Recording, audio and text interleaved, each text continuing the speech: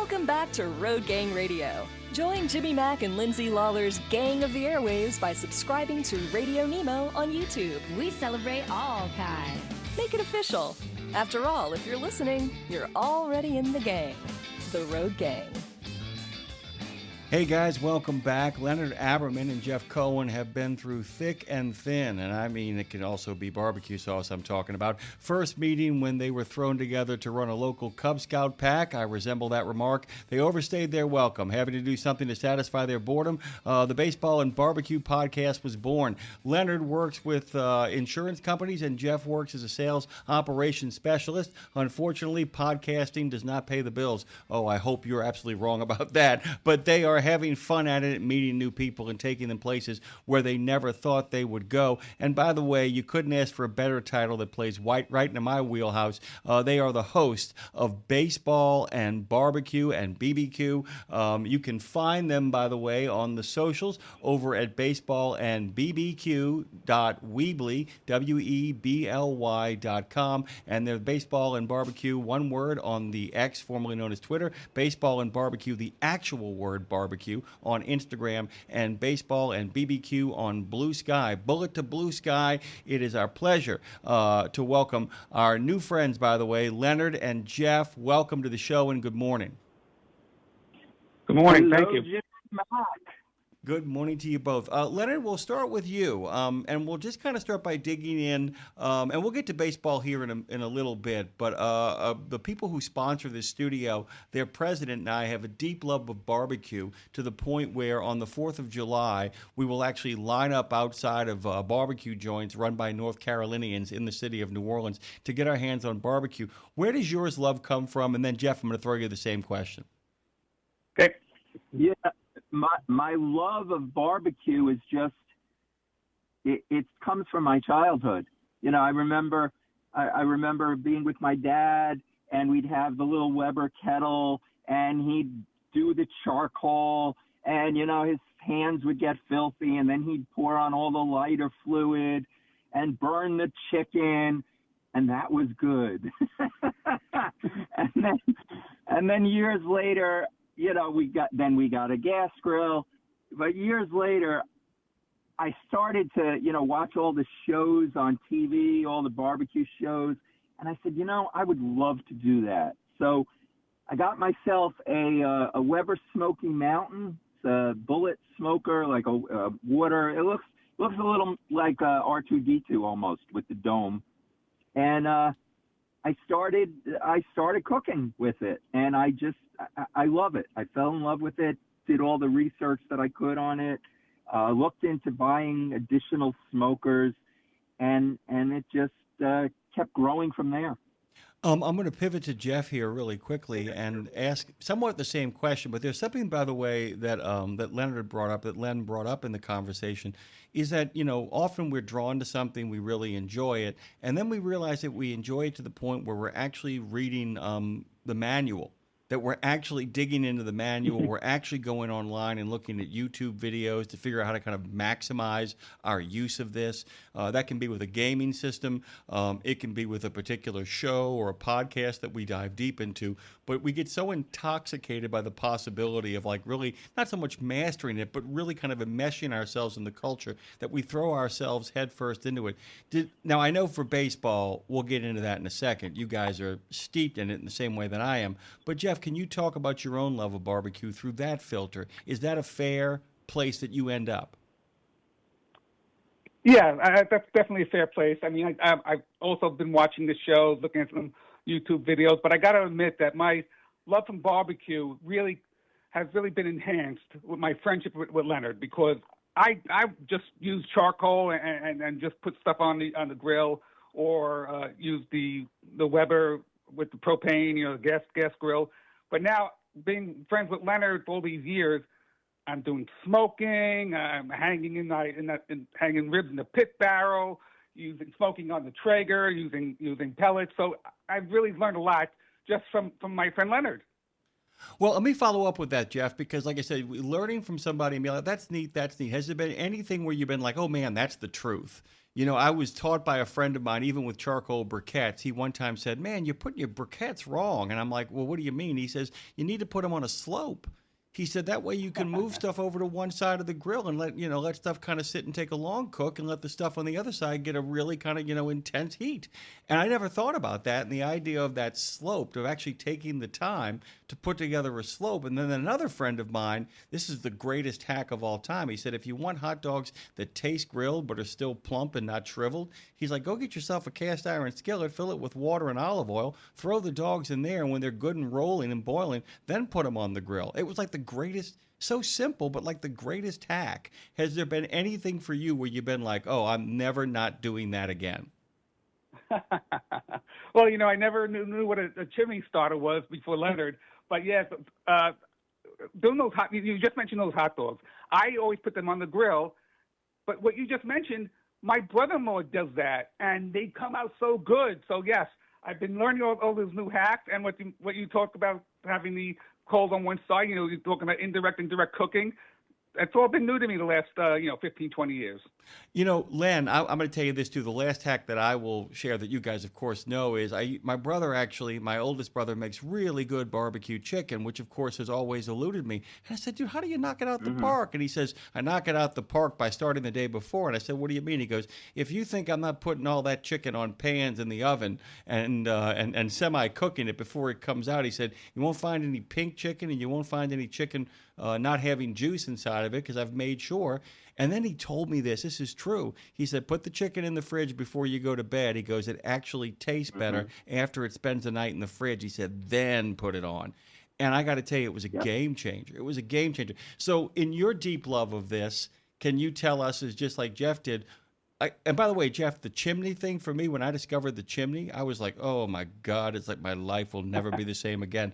But Len, what have you discovered that you will never part from in regards to that? There's so many things, but the chicken in the refrigerator is definitely one of them. Ribs. Such a simple thing to take off the back skin of a rib, so that that when you bite into it, you're not biting into that skin that just doesn't digest well. It doesn't make for good eats. Taking that off beforehand. Bringing food to the right temperature before you put it on the grill. Using, instead of, you have so many people now who they touch the meat when it's cooking and say, oh, it's this firmness and it's done. No, get a thermometer. That was one of the most basic things that I learned, was to get an instant read thermometer, cook to temperature, not to touch. So many little hacks, and you get some of these from doing research on the web, but also from our many guests that we've had on from the world of barbecue. They've given out these hacks, these great ways to cook. That what is amazing is you think, oh, everybody knows that, but no, that's not true. Everybody doesn't know that. So even the littlest things that you think are simple, you share those with people, and they get aha moments. Yeah, and by the way, the whole touch thing, by the way, it drives me crazy, because I used to work a flat top at Margaritaville back in the early 90s. The touch thing, and I'm going to tell you this right now, and an old chef I used to work with, old flat top pro, the pro from Dover, he said you're only using the touch when you actually have to pull so many burgers off the grill that you don't have time to put a thermometer in. He goes, when in doubt, always, always, always use that thermometer. And it's one of those. And by the way, if anybody is out there barbecuing for the kind of numbers where you have to work on the touch theorem, then you actually have a business going. You might want to consider your career moves at that point. All right, so we're going to pivot now into baseball. Just yesterday, my dad and I, we're so nuts about baseball, we got into a long conversation about the game-saving play of every perfect game. That's how much we love baseball. And wow. My grandfather's best man at his wedding was Connie Ryan, the former manager of the Colt 45s before they became the Houston Astro. So I got a gazillion baseball stories. You guys do too. So as a guy who wants to make sure that baseball remains our national pastime, Len, can we start with you? Talk about your love of baseball. My love of baseball also comes from my childhood. I remember the first game that I went to. It was at Shea Stadium. I remember my dad took me to the game, and I remember walking. You kind of walk up the ramp, and then you look down on the field, and you see grass that is greener than anything you've ever seen in your life. And, you see the players on the field, and they're taking batting practice, and the vendors are selling the hot dogs and beers and all that. And there is something about that it's unbelievable, and that, definitely, my dad was a fan of the Mets, so I and my grandfather. I'm sorry. I truly am sorry. My condolences. Go on. You're sending your condolences? Yes, I appreciate that. But, it is a cross we must bear. But, and it just, from there, it just becomes a party of you. And it's something that, sitting down and watching a game, whether you're listening to a game on the radio, whether you're at a game, watching it on TV, whatever it is, it just becomes part of you, and it just becomes a great moment. And you remember the games you go to, the games you watch on TV. There are moments it just becomes a part of you. One more follow-up, Len, before I pivot to Jeff here. In regards to watching TV, what are some of your favorite baseball TV moments, things you saw on TV that have stayed with you to this day? And you can give me a couple, but anything in particular just really hits you. Well, all right. So there is, one is not even a baseball game moment. It's more what happened after a baseball game when Kiner's Corner, which is, for anyone that doesn't know, Kiner's Corner, Ralph Kiner is a Hall of Famer, was an announcer with the Mets, a broadcaster, and after home games, he would have a little studio set up, and he would interview players in that studio, and I just loved Kiner's Corner. I couldn't wait to watch that after the game. But as far as moments that I've seen on screen, I mean, I saw Hank Aaron break Babe Ruth's all-time home run record. I was a little kid at the time, but I do remember watching that. That was the big deal. Of course, when the Mets won the World Series in '86, that was huge. I was actually a student in Ohio. I was going to college in Ohio, and I had to kind of, hate to say it, but I had to kind of cut classes to see some of those games. I hope that I won't get in trouble, I think, because I did get my diploma. They can't take that back. I think the statute of limitations on skipping class is out now. I think you'll be okay. Right? We're clear? All right. So those were great moments. Yeah, those are definitely some of the great moments. Jeff, before we actually pivot to you and get the same kind of background information about where your love of baseball comes from and some of your indelible moments, just really quickly, guys, I actually watched. I'm from New Orleans, so you had no team. You just loved baseball. And I remember with my grandfather watching Chris Chambliss's home run in the '76 American League Championship Series and just thinking about that crowd, how different the game is now. The idea that if the crowd had done today what they did during that game, there would be like a congressional hearing on stealing home base from Chambliss. And I also remember I watched the Sandberg game on Saturday afternoon with Bob Costas calling that game, and we'll never forget it. Jeff, talk to me about your love of baseball. Jimmy, well, go ahead. Can I interrupt for a second, Jeff? Yeah. Didn't we have on the pitcher that gave up that home run to Chris Chambliss? Leonard, you just told my thunder. I was going to say that. We had Mark Littell on who gave up the home run to Chris Chambliss. So, well, why do you think I brought it up, guys? Yeah, it's and that really is. And let me get Jeff's indelibles, and then we'll kind of talk about the podcast itself because it sets it up. Jeff, what about you? What lands for you? I grew up, my father passed away when I was very young, and when my mom moved to Flushing, Queens, which was only a few blocks from Shea Stadium, my cousin Vivian took me to Shea Stadium to watch the ball games. And that's where I got my love for baseball, where I got my love for the Mets. I think it was a dormant DNA and then just came out. I fell in love with the game, and I have great memories ever since. My favorite player of all time is Tom Seaver, and I actually went to his 300th win at Yankee Stadium, which was on August 4th. I remember that day clearly. It was just a magical time watching my favorite pitcher get a momentous win there. Let me tell you something, both guys. My grandfather took me. I actually watched this happen. I got to watch John Denver in the World Series sing "Thank God I'm a Country Boy" from the top of the dugout when the Orioles played the Philadelphia Phillies. That was the game that Reagan actually attended. One of the happiest memories of my life. Okay. All of this is to set up the three people who are talking to you right now love barbecue immensely and love baseball immensely. So talk to me, and we can start with Jeff this time, about how it is you guys got started. What is the origin story beyond your own personal love of this stuff for baseball and barbecue? How did you get the podcast started? Well, it's really a simple story. We were just in my backyard or Len's backyard, and we're just hanging out at the barbecue, and we're talking baseball, and he's teaching me about some barbecue techniques and things like that. And we just go, everybody has a podcast. Why don't we just record this and see what happens?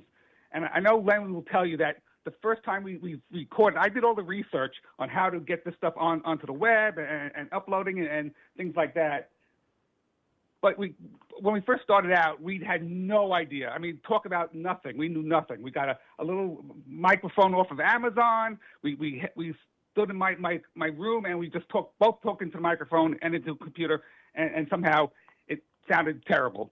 And especially when we started to get guests. We were getting bored talking about just baseball and barbecue without talking to somebody. I mean, we can talk all day about it, but nobody wants to hear us.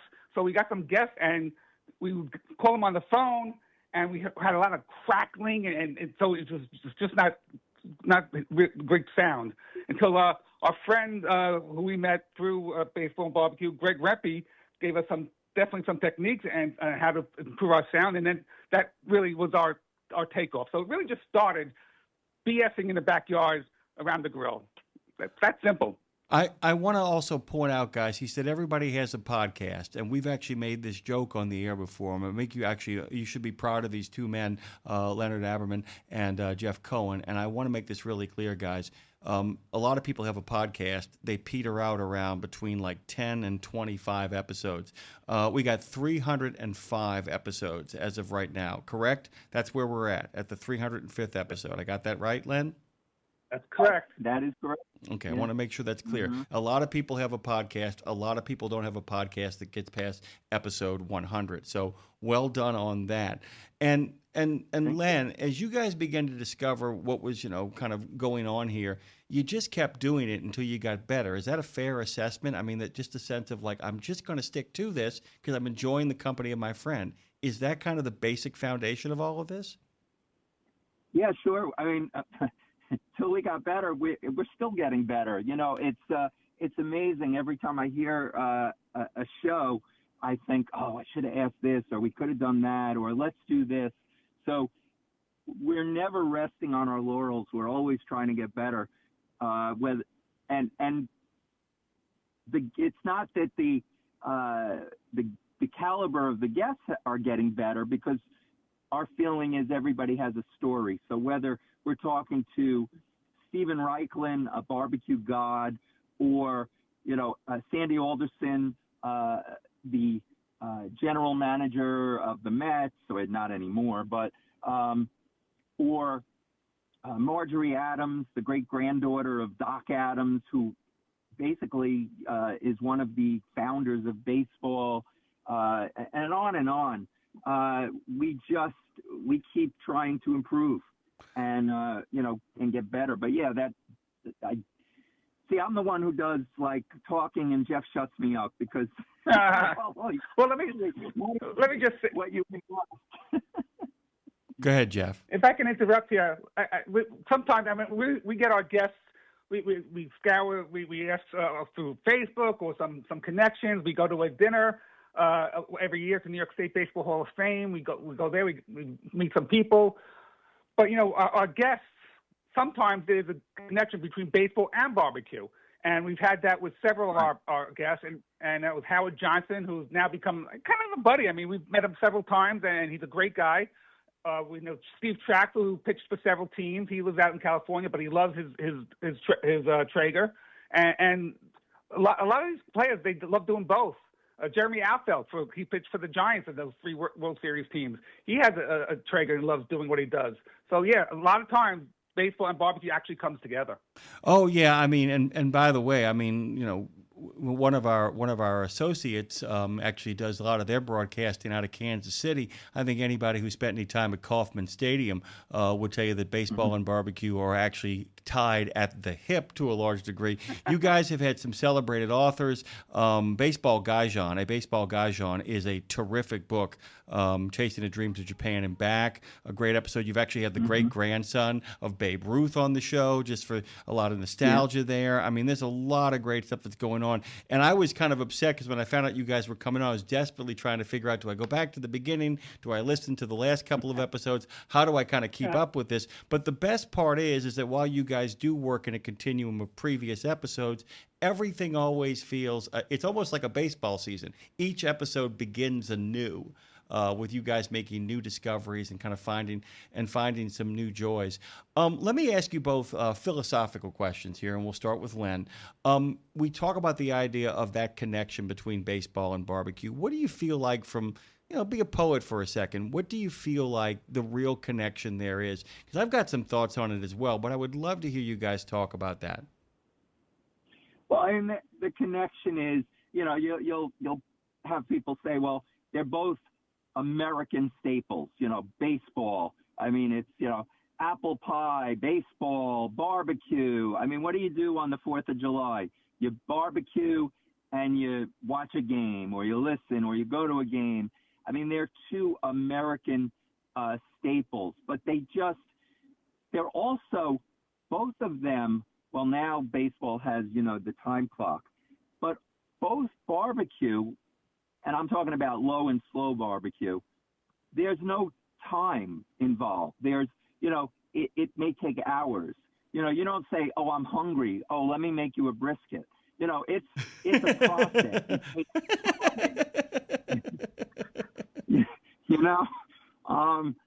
And baseball's the same thing. You can go to a game, you could be there for hours. You don't know. It could go extra innings. It could be a lot of offense. You don't know how long you're going to be there. So both of them just tend to make for great conversations. People sit around barbecue and they just talk and they enjoy each other. You go to a baseball game, you start to talk. They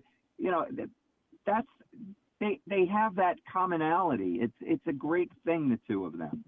Yeah, I mean, you just kind of get to sit there and kind of take it in. Jeff, I'll throw the question to you, and then I'm actually got a story that kind of is near and dear to my heart. Jeff, do you feel like that's the connection? Is there anything else for you that kind of resonates between that baseball and barbecue connection? Oh yes, and of course Leonard took my thunder again with saying it's an American staple, but I also think it's for baseball and barbecue, it takes practice and it takes patience. You just don't automatically become a baseball player or a pitmaster. It takes years of honing your craft. You go to the minor leagues. I mean, I obviously don't have pitmasters in the minor leagues, but you do need to practice a lot and to get what you want out of your barbecue. I mean, how many times have we heard these pitmasters practicing way before the competitions, and that that costs a bit of money too. I mean, you're buying all the meat and all stuff, and you're just practicing.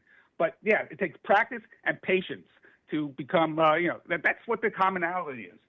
I'll tell you this, guys. I got a chance at the end of the summer. My brother is a Little League coach for his son's team, and he said, hey, we are a first base coach short, and that's a really tough thing to be when you talk about Little League. I mean, you really need adults at every single base to kind of help these kids through this adventure.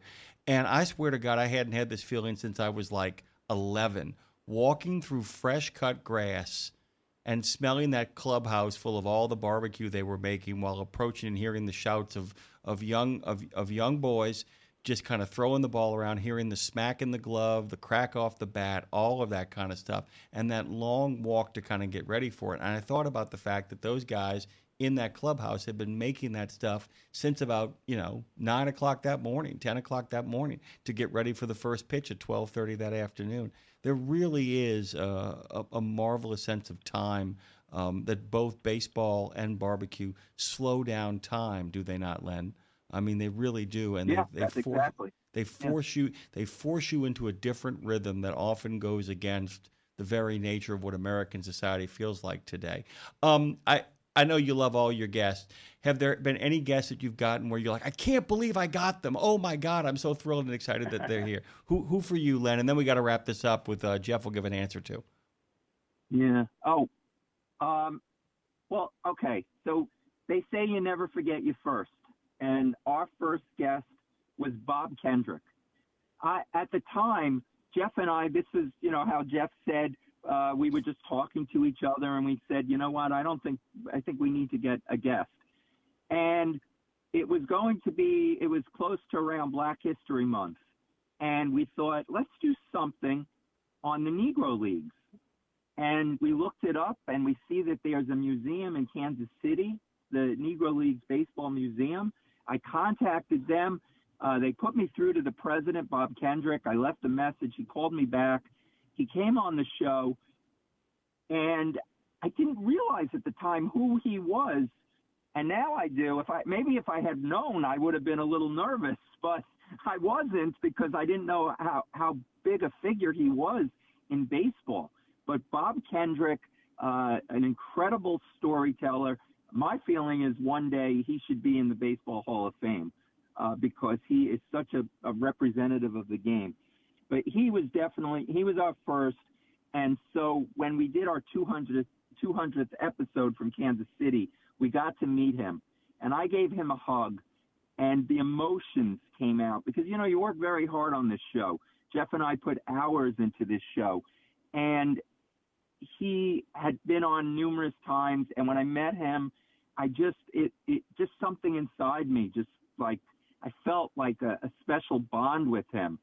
And so he's definitely, we've, obviously 305 episodes. We've had incredible guests.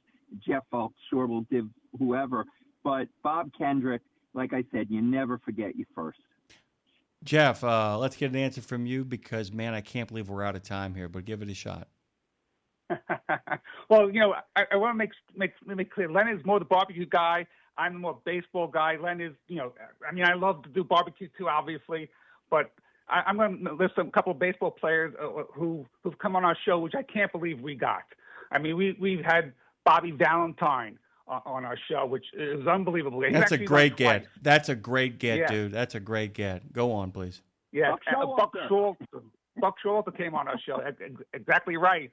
I always wanted a Hall of Famer, and we finally got an Hall of Famer in Jim Cott was on our show.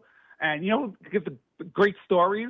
Umpires. Umpires give great stories, and we were lucky enough to have two of them. Al Clark, who was an American League umpire, who actually did some time in federal prison, and we had Dale Scott, who is now he retired, but he was also he wrote a book. He came out of the closet. He's a gay umpire. He has been on our show. He has been on our show because Dan Ronan, who is a very famous journalist, is also an amateur umpire. And you guys should get Dan Ronan on your show. Trust me on that. Look up that name. We got no more time left. I could have gone on all morning long. Leonard Aberman, Jeff Cohen, baseball and bbq.weebly.com. Hold on tight. I'll talk to you guys over the break. We'll be back as Road Gang Radio continues here